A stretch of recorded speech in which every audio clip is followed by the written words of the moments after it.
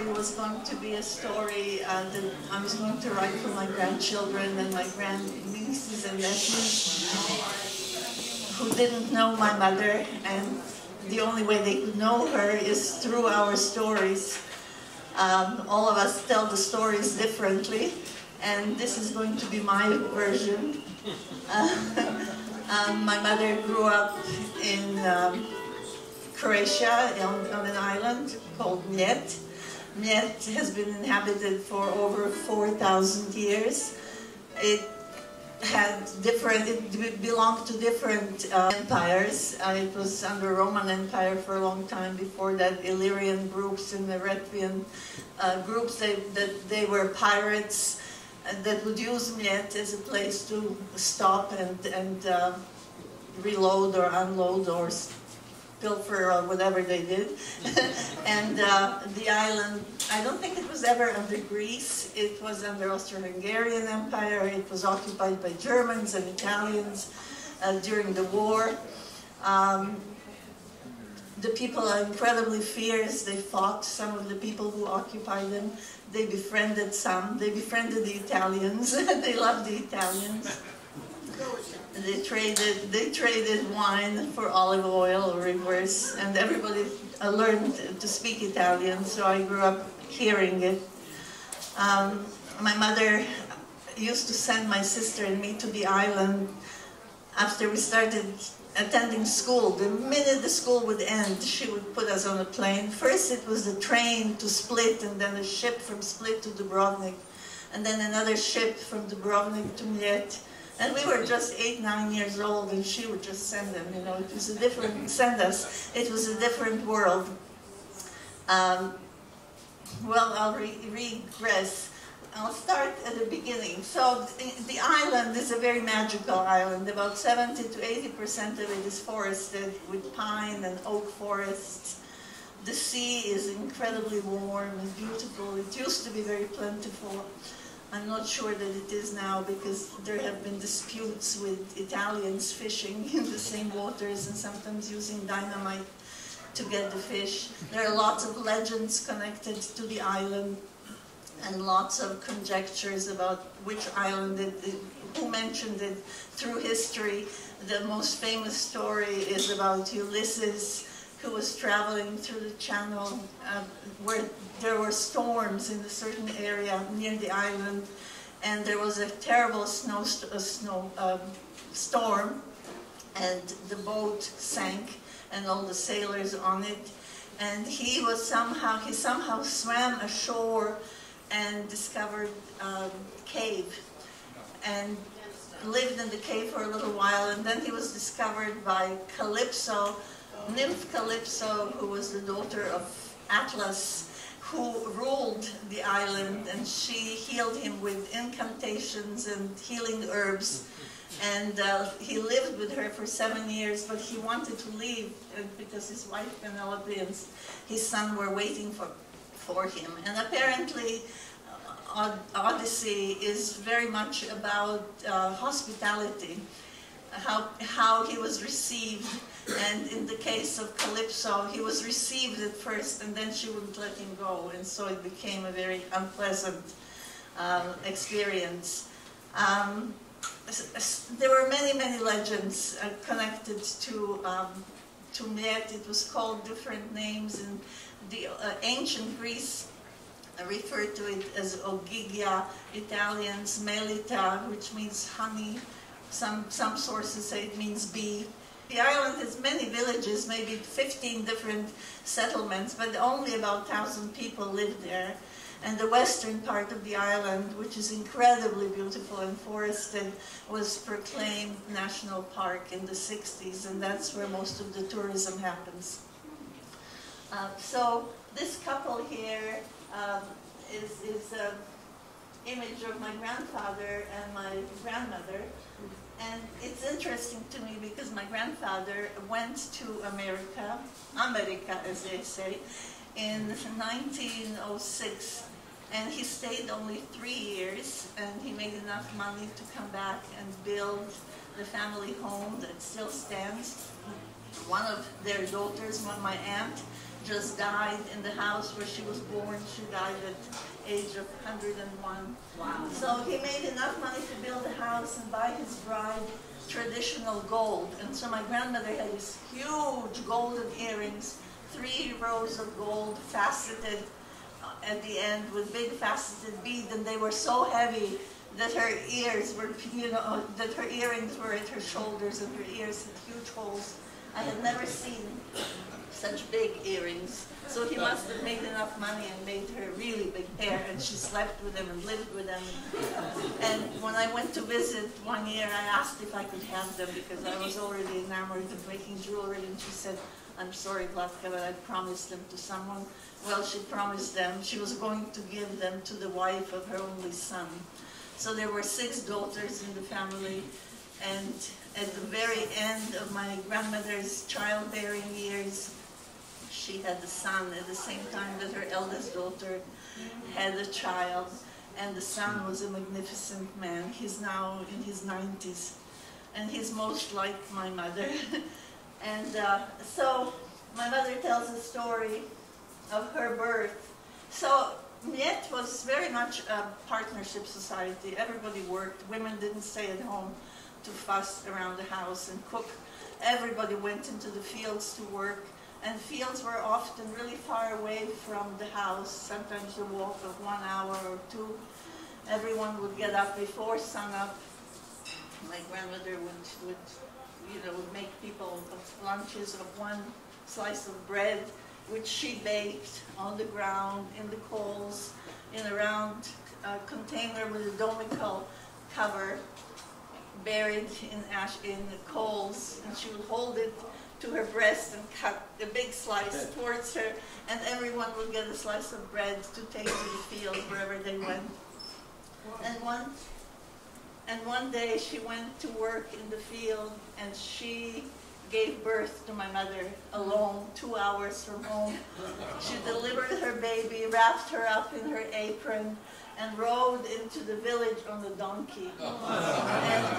And when people saw her, they named my mother Putusha, and Put means a way or road, and Putusha, one for the road or one on the road. And they proclaimed that this child would travel her whole life, and that she would cross.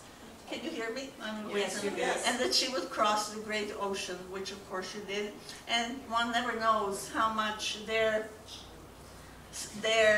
vision for her informed her life and her desire to leave the island, or whether that was her destiny anyhow. So she was born, and in the morning, every day, while the mother was cutting the bread and putting together lunch for people to take away, my grandfather would call everyone and assign jobs. You know, you go to this field and you go to this field, and my mother's job was herding sheep and goats. And I know exactly how her life went, because when my mother would send us to the island, we would arrive around 7 o'clock at night. It was about at least an hour from the port. My grandfather would come with a donkey for our suitcases, and I would get tired, and he would carry the suitcases, and I would ride a donkey. And we would arrive in the evening, have a simple supper, and go to bed. And in what felt like middle of the night, my grandmother came and said, "You have to get up." And I thought, although I was 8 or 9, I thought, what's wrong with her? We just went to sleep. I looked at the sky, and it was full of stars, and she informed us that we're going to take the sheep, her herd of sheep and goats to pasture. And so we ate some breakfast and we walked down the stone steps, only to encounter hundreds of animals being herded by all the children of the village. Bells clamoring, cacophony of sounds you wouldn't believe. And so all of us went into the mountain. It was still dark.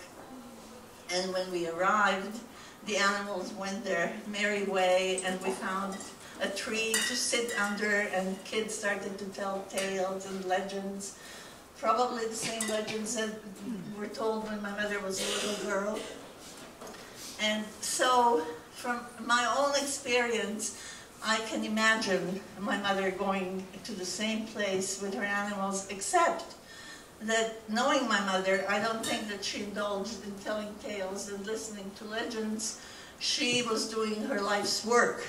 And she said, you know, she would come into the mountains, she was half asleep, half hungry, half cold. The night was still dark. She would find a tree to lean up against. The ground was wet and moist. She would hold her favorite sheep next to her to keep her warm. And even at a very early age, she understood the law of reciprocity because she shared her lunch with her little sheep because the sheep couldn't graze because it had to keep her warm. And, you know, I think that in those numinous hours between night and day and between waking and sleeping, my mother was doing her life's work. I think that my mother came into full consciousness of who she was and how she was a part of the natural world and the cosmos. I think that maybe she overheard the legends that the children were talking about. One of them was about Regoč, who was a benevolent giant who could do marvelous things. He could move whole villages from one place to another and boats from one port to another. And he would join forces with a swift and gentle fairy, Vilina Kosenica was her name, and together they would perform amazing feats and save the silly villagers from various disasters that they created out of their carelessness, as well as the natural disasters. And maybe my mother overheard the stories of this incredible strength in this giant and experienced this incredible power of nature and herself being a part of it. But somehow I think that under that tree, in those hours when she was dreaming but not quite asleep, she set a goal for her life, which was to be of service to the people she loved and to her beloved world. And so